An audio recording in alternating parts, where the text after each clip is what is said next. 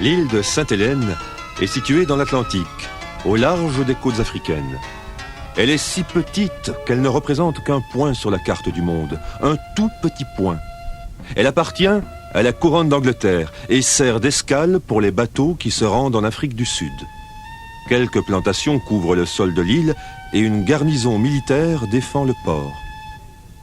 Quand le soleil ne brûle pas la surface de l'île d'une chaleur humide et malsaine, alors il pleut des journées entières. Une pluie qui rappelle aux soldats de la garnison les pluies d'Angleterre. Oui, c'est un fichu endroit, l'île de Sainte-Hélène. On s'y ennuie, on n'a rien d'autre à faire que d'attendre la relève, le navire qui vous ramènera dans des régions moins déshéritées. Et pourtant... Depuis la fin de l'année 1815, on parle beaucoup de Sainte-Hélène, là-bas, en Europe. On en parle même à la cour des rois de France et d'Angleterre. À croire que ce minuscule îlot battu par les vents vient soudain de grossir sur la carte du monde. Elle a raison. Personne ne l'ignore. C'est que depuis un mois, Sainte-Hélène est devenue la prison la plus célèbre du monde. C'est là que Napoléon, oui, Napoléon Bonaparte, l'ancien empereur des Français, est retenu en captivité.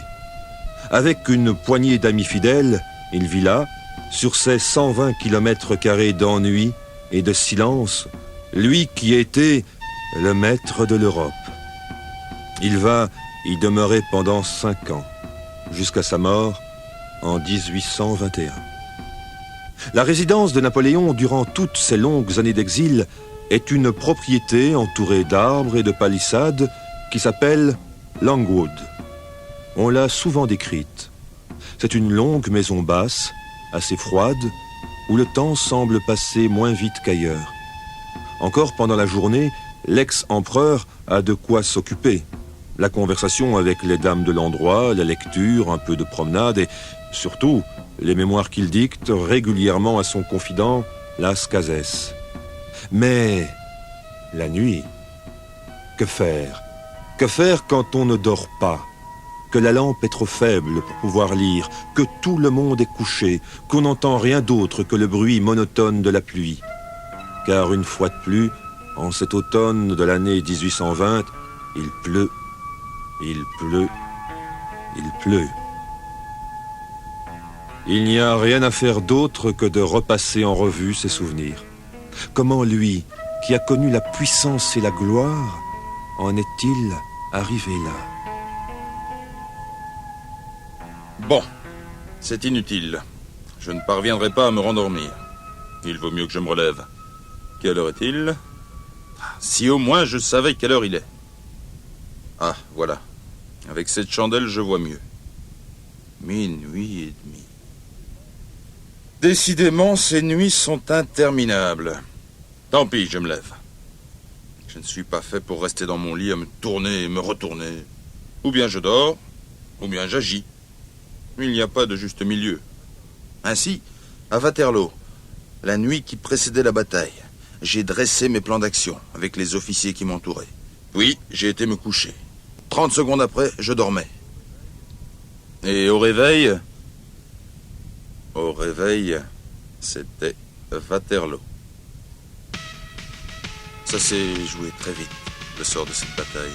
Au matin, je croyais encore que j'allais battre les troupes allemandes et anglaises liguées contre moi, les disperser, comme je l'avais fait si souvent.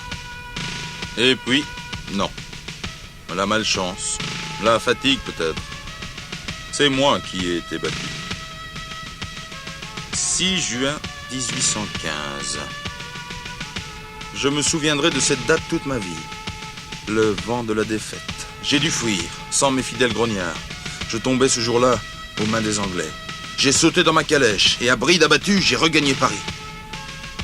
Là, une autre déception m'attendait. Le Conseil des ministres, réuni en mon absence, était déjà au courant de la défaite de Waterloo. Ils avaient plus l'air de comploteurs que de ministres. Le temps de prendre un bain chaud et de changer de vêtements, je les ai rejoints dans la salle du Conseil. Ils se sont levés à mon entrée. Ils se sont montrés aussi empressés que d'habitude, mais Je voyais bien que le cœur n'y était plus. Après 25 ans sans nuages, les liens de confiance qui m'attachaient au peuple français se défaisaient. Dans ces conditions, ce n'était pas la peine de poursuivre la lutte. Le jour même, j'ai fait afficher aux 4 coins de Paris la nouvelle de mon abdication. Qu'est-ce qui a marqué sur cette affiche? Je sais pas lire. Moi, Napoléon, empereur des Français, soucieux du bien de mon peuple, ai décidé ce jour d'abdiquer de mes charges et fonctions et de me retirer. Alors c'est donc vrai. Notre empereur a été battu par les troupes alliées. Et il va partir pour toujours? Bah, faut croire que c'est vrai, puisque c'est marqué sur cette affiche. Eh bien, je n'aurais jamais cru que ça arriverait, une chose pareille. Que je vivrais assez vieux pour voir le pays gouverné sans Napoléon. Dieu ait pitié de nous. Quitter la France. Ça me faisait une drôle d'impression. Pour aller où? J'aurais pu prendre le bateau pour l'Amérique, continuer le combat depuis le Nouveau Monde, mais ça aurait trop ressemblé à une fuite. J'ai préféré rester sur place et attendre la suite des événements. Et puis, j'avais confiance dans mon étoile, qui m'a toujours si bien servi. Sur ce point, j'ai peut-être eu tort. Quel miracle pourtant que ma vie. Quand j'ai quitté les rivages de la Corse, à peine adolescent, on peut dire que je n'avais rien dans les mains, rien dans les poches. J'étais pauvre. Je ne savais rien de la vie.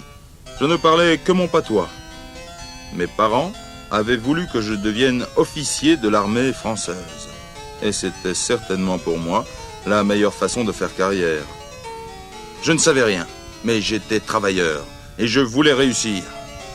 Ainsi, je suis devenu un des meilleurs élèves officiers. Mais quel aurait été mon destin sans les événements hors du commun qui éclatèrent en 1789 et que tout le monde connaît? C'est la Révolution française qui m'a donné ma chance. Autrement, qui sait, je serais demeuré un obscur officier de l'armée du roi, caserné quelque part dans une petite ville de province. Tout en se parlant ainsi à lui-même, le prisonnier de Sainte-Hélène a passé un lourd manteau sur ses vêtements de nuit. Et tenant un bougeoir pour s'éclairer, il se rend dans la pièce voisine qui lui tient lieu de bureau. Là, quelques souvenirs lui rappellent sa splendeur passée.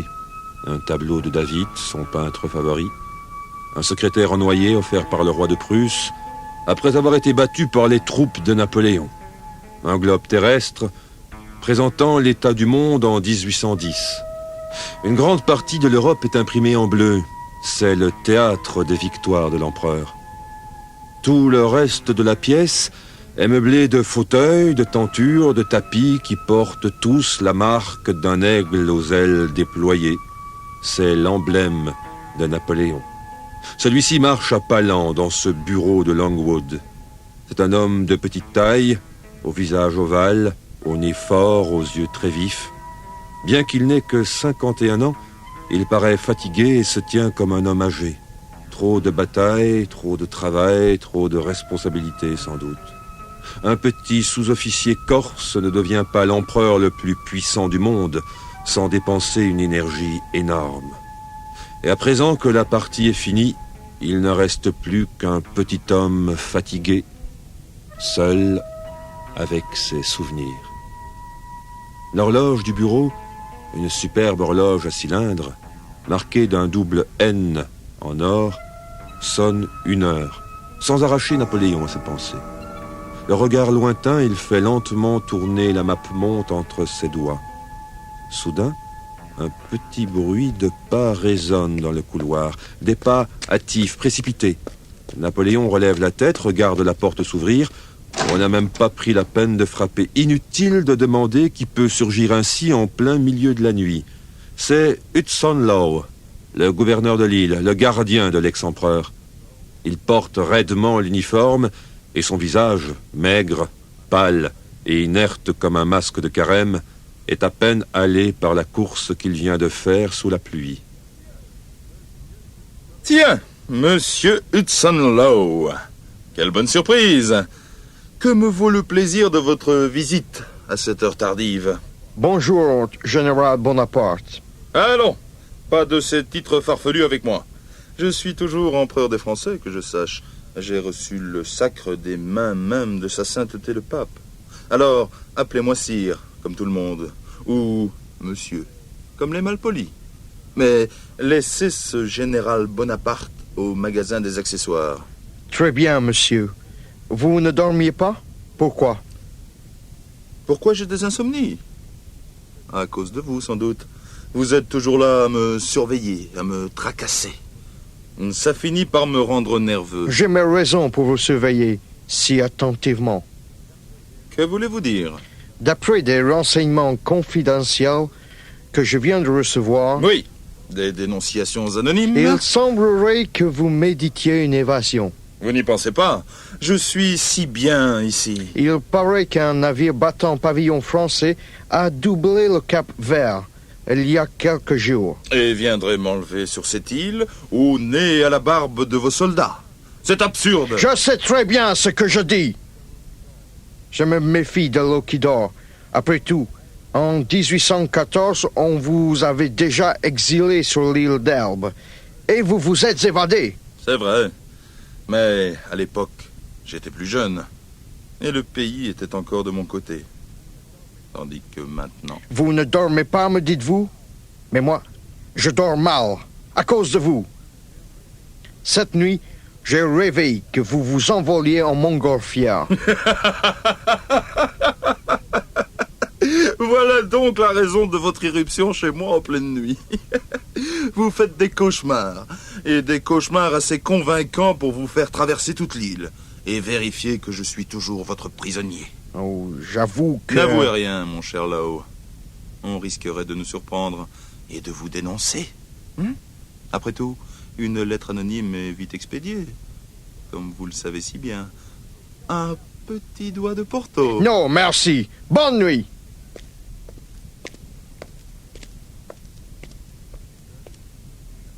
Resté seul, Napoléon quitte le sourire qu'il avait arboré durant toute sa conversation avec le gouverneur de l'île. Il se laisse tomber dans un fauteuil et prend sa tête dans ses mains. La brute, avec ses lubies de maniaque, il devrait se faire soigner. Dire que je suis sous la coupe d'un gaillard pareil, je n'en peux plus. Il fait froid ici. On meurt de froid. Quelle heure est-il?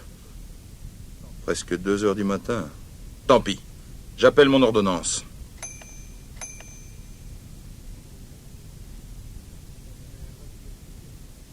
Mes respects, sire. Vous m'avez appelé? Oui, mon brave Sébastien. Je gèle. Sois gentil de m'allumer un feu dans la cheminée du bureau. Je voudrais travailler cette nuit. Tout de suite. Le temps de trouver du papier. Tiens, prends ces lettres-là. Ce sont de vieux souvenirs. Du temps que j'étais empereur. Elles ne servent plus à rien. Tu peux les utiliser pour allumer le feu. Bientôt, un bon feu se met à crépiter dans la cheminée. Napoléon se lève, tend ses mains glacées à la chaleur qui se répand dans la pièce. Il a l'air moins sombre. Il sourit même légèrement. Une flambée de bois bien sec. On se sent revivre. Ça me rappelle mes débuts militaires. À Toulon. Durant l'hiver... Mon Dieu, que c'est loin tout ça. L'hiver 1793. Je venais d'être nommé capitaine d'artillerie. Les ennemis de la République, aidés par des navires anglais, occupaient la ville de Toulon. Leurs canons étaient si puissants qu'ils empêchaient nos troupes d'avancer. Ça me semblait absurde. Le siège s'éternisait. Et dire que je connaissais le moindre recoin du port et de la forteresse. Je les avais souvent examinés lorsque je prenais le bateau pour rentrer en Corse durant les congés. J'ai décidé de soumettre mon plan aux autorités militaires. Il était possible de prendre à revers une des tours de la forteresse, la moins bien défendue, parce qu'elle défendait plutôt la mer que la terre ferme.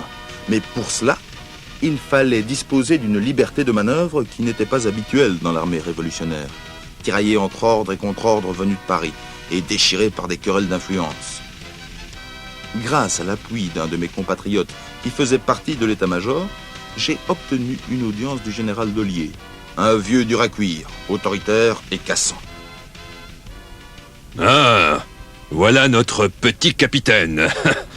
Alors, monsieur, il paraît que vous avez des idées originales sur la meilleure manière de prendre Toulon. Je vous écoute. Voilà, mon général. Tous les canons de la grosse tour au sud du port sont braqués sur la mer. Autrement dit, elle n'est pas dangereuse pour nous. Si nous parvenions à nous en emparer... Et si les poules avaient des dents? Je ne comprends pas très bien.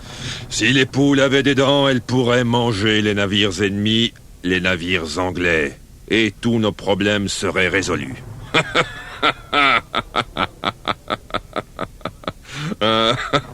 Général, je suis nouveau dans l'artillerie. Et je n'ai même pas 25 ans. Il est facile de se moquer de moi. Mais il ne s'agit pas de moi. Il s'agit de mon plan. Eh bien, votre plan n'est pas clair.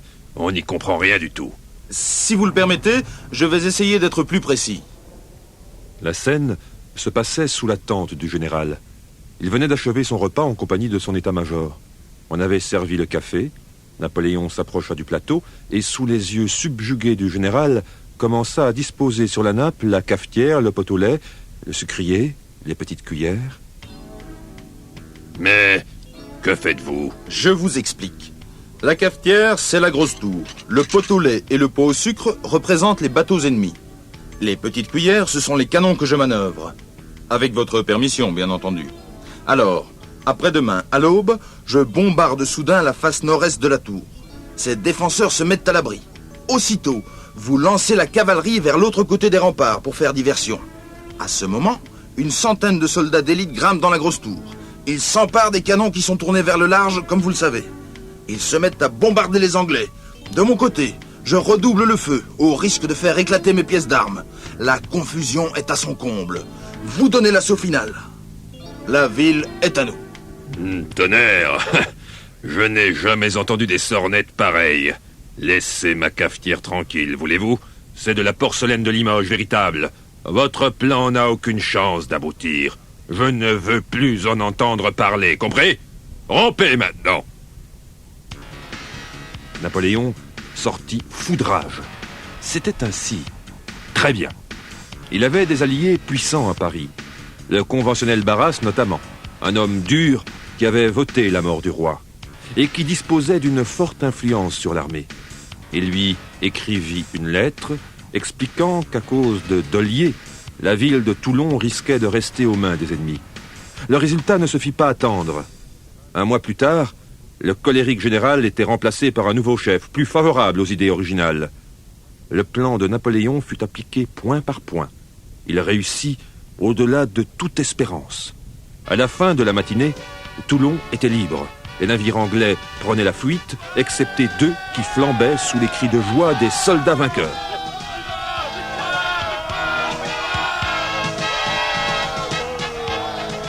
Citoyens, aujourd'hui, grâce à l'intelligence militaire d'un jeune officier, le capitaine Bonaparte, la République vient de remporter une grande victoire sur ses ennemis. Gloire donc au capitaine Bonaparte. C'est un nom que vous entendrez souvent.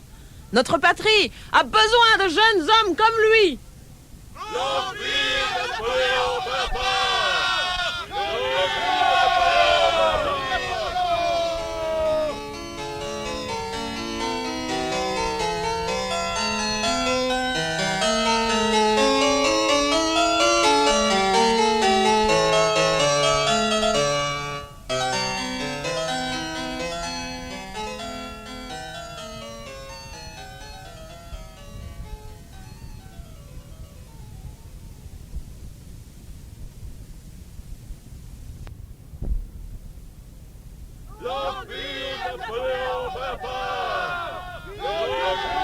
Après ce premier succès, j'ai été appelé à Paris. Barras m'a confié quelques missions de confiance. Je m'en suis acquitté avec le soin que j'apporte à toute chose.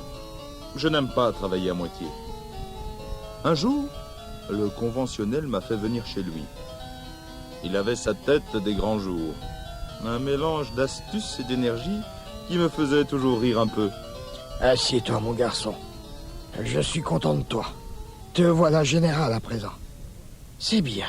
Mais, dis-moi, Tu as 25 ans, je crois. Comment? Bientôt 26. Encore mieux. C'est un âge où un brillant garçon comme toi devrait songer à se marier. Le mariage? Oui, bien sûr, mais on ne se marie pas tout seul. Et jusqu'à présent, je n'ai pas vraiment rencontré l'âme sœur. Eh bien, sois content. J'ai trouvé une femme parfaite pour toi. Hein? Quoi? Qui est-ce? Ça t'intéresse, hein, n'est-ce pas? Elle s'appelle Joséphine. C'est une veuve. Merci bien. Je n'ai pas envie d'épouser une vieille veuve. Mais qu'est-ce que tu racontes? Elle n'est pas vieille du tout. Elle est toute jeune. Au contraire, et merveilleusement belle. Et elle me connaît? Bien sûr. Qui ne connaît pas Napoléon Bonaparte, le général de brigade qui ressemble à un jeune poète? Va la voir. Elle t'attend. Je me suis rendu chez Joséphine de Beauharnais le lendemain. Le conventionnel Barras n'avait pas menti. Elle était simple, belle et charmante. Nous n'avons pas tardé à nous marier. Et comme un bonheur ne vient jamais seul, à quelque temps de là, j'appris que je venais d'être nommé général en chef de l'armée d'Italie. Une magnifique promotion. J'ai fait mes préparatifs de départ. Alors tu t'en vas déjà? C'est nécessaire. Je vais conquérir la gloire et la fortune en Italie. Pour nous deux, Joséphine. Oh, je sais bien, mais c'est dur de se quitter si vite après notre mariage. Ne t'en fais pas. Je t'écrirai tous les jours. Dieu te garde.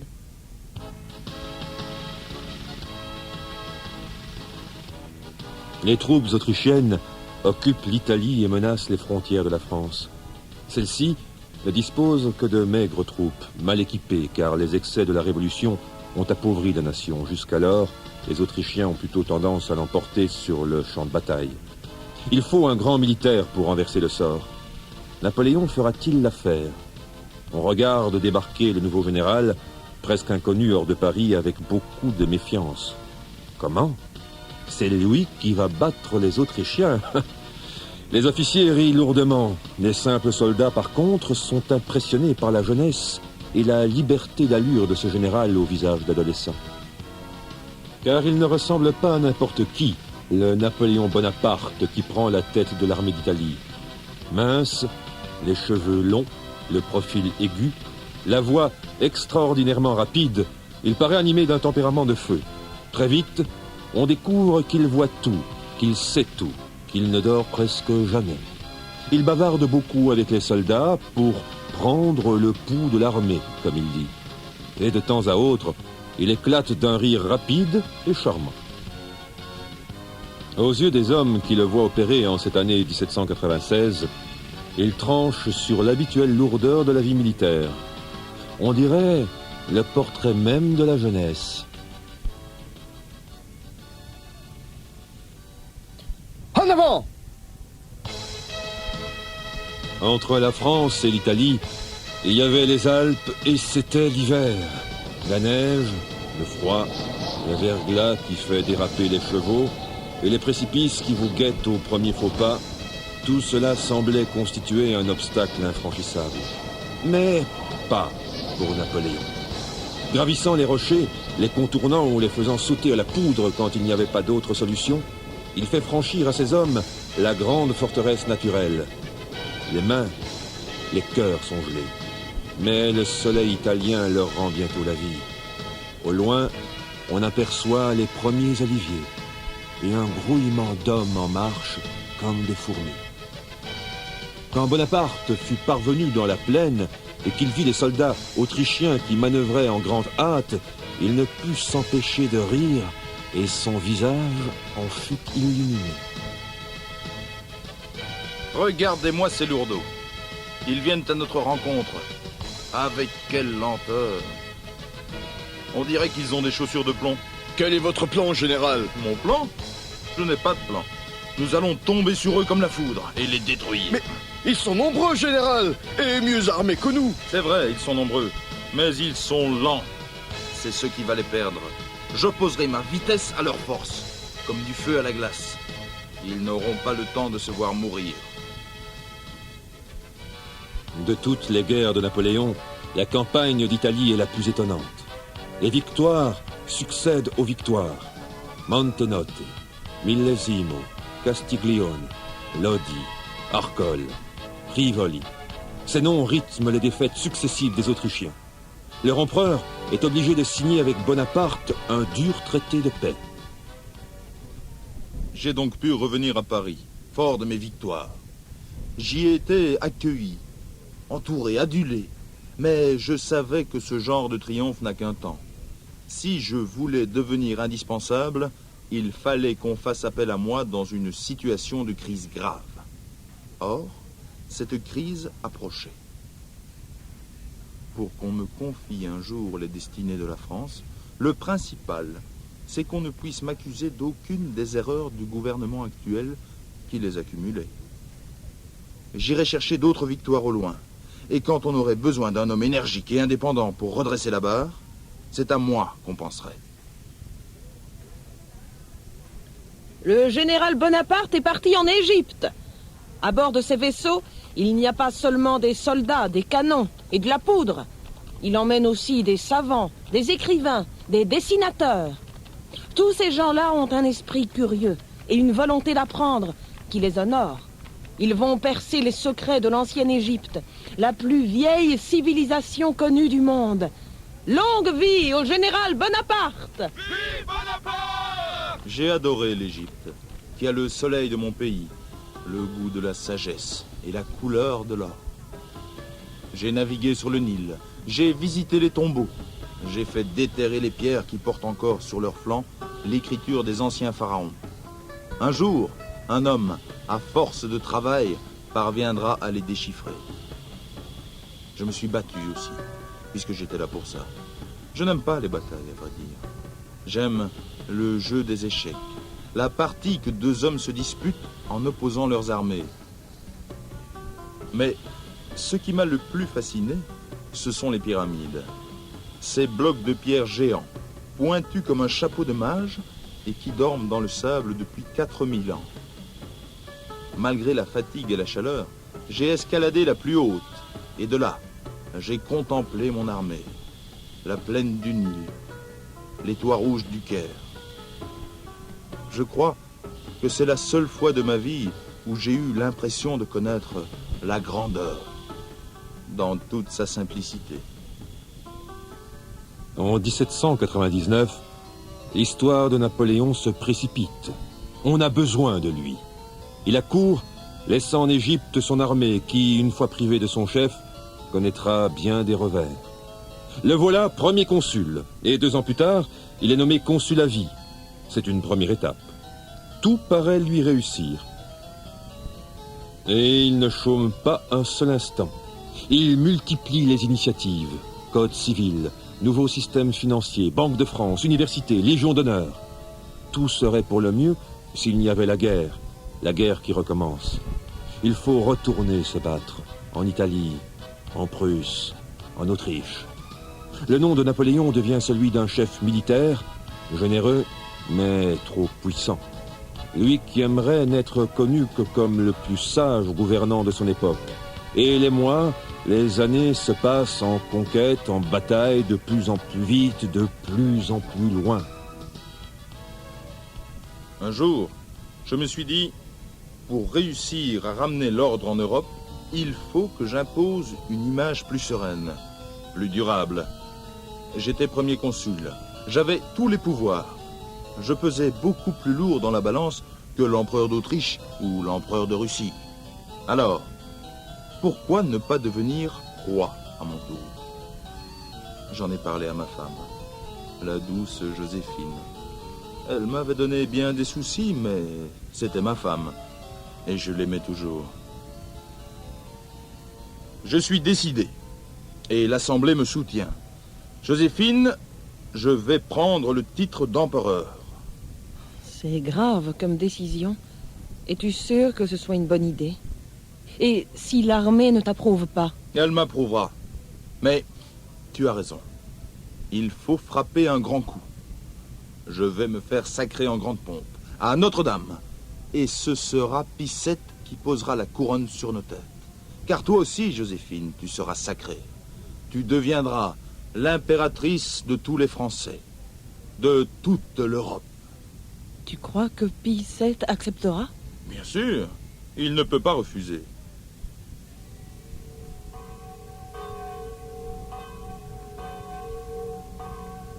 La foule était tellement dense ce 2 décembre 1804 que l'on suffoquait et que plusieurs personnes s'évanouirent. Dans le cœur de l'immense cathédrale gothique, Joséphine et Napoléon, agenouillés devant le pape, courbaient la tête pour recevoir la couronne impériale. Mais le pape était vieux, il était timide. Il hésitait à sacrer empereur ce Napoléon Bonaparte qu'il considérait un peu comme un aventurier. Alors, Napoléon, lui arrachant la couronne des mains, la posa lui-même sur sa tête. Il fit de même ensuite pour couronner Joséphine. Dans l'assistance, ce fut le délire. Malgré le caractère sacré des lieux, on cria, on applaudit. Vive l'empereur! Vive l'impératrice! L'empereur! Après ce couronnement, j'étais au sommet de ma carrière. Je ne pouvais plus que redescendre, hélas. C'est ce qui est arrivé. Je voyais quelquefois ma mère, pas aussi souvent que je n'aurais voulu. Elle hochait la tête à chacun de mes triomphes. Elle murmurait avec son accent « Pour vous que ça dure ». Eh bien, ça n'a pas duré. L'Angleterre voulait m'abattre. Ma puissance lui faisait de l'ombre. Elle me suscitait des ennemis partout. Il fallait en finir. C'était une île, l'Angleterre. Si je l'encerclais, elle finirait par étouffer. J'ai décidé d'entreprendre son blocus. Mais grâce à ces bateaux, à ces colonies, Londres parvenait toujours à se ravitailler. Et l'Europe était partagée entre alliés et adversaires de Napoléon. Pour forcer la décision, Napoléon enfila à nouveau sa tenue de général. Et le voilà reparti à la tête de ses troupes. Bataille en Prusse, bataille en Autriche et toujours des victoires. Mais des victoires de plus en plus difficiles, de plus en plus douloureuses. Il y eut des moments d'espoir et des moments de découragement. Des alliances inattendues et des trahisons que rien ne laissait présager.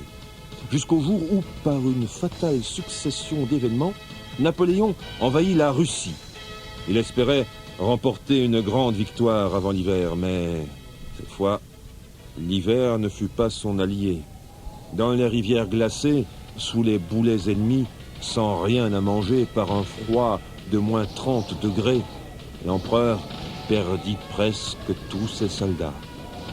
Et il revint à Paris, fatigué, menacé, mécontent. Il n'avait plus l'air à présent d'un jeune homme trop rapide. Les soucis de sa charge commençaient à l'accabler.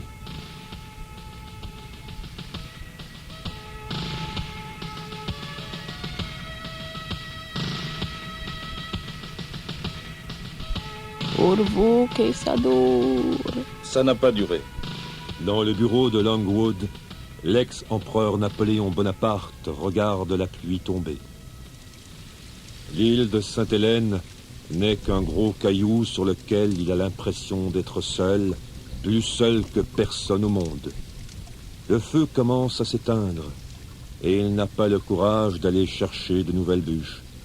Il tisonne les dernières braises, et une gerbe d'étincelles s'élève comme un feu d'artifice. Après mon désastre de Russie, j'ai senti que la fin approchait. Mais que de temps encore, que de lutte. Tantôt, le sort me favorisait. Tantôt, il favorisait les alliés. On ne savait jamais à quoi s'attendre. Ce n'est qu'en 1815, à Waterloo, que tout s'est brisé. Définitivement. Que penseront les hommes de moi, après ma mort? Diront-ils que j'avais la volonté de puissance? Mais non. Ce sont les résultats qui m'intéressaient. Diront-ils que j'ai trop aimé la guerre? Quelle bêtise. Je la détestais. Ce que je voudrais, c'est qu'ils se souviennent de moi comme d'un souverain éclairé. J'ai commis des erreurs, bien sûr, mais je leur ai donné des lois justes des finances saines, une administration intelligente, et même le sens de l'honneur. De cela, au moins, je suis fier. Le petit homme fatigué se lève, repousse son fauteuil. Une fois de plus, il va à la fenêtre. Il ne pleut plus. Un jour pâle commence à pointer sur la ligne d'horizon. Allons, c'est l'heure d'aller dormir. Il se sent fatigué. Il souffle la bougie et un sourire illumine son visage, le rajeunit. À demain, les souvenirs.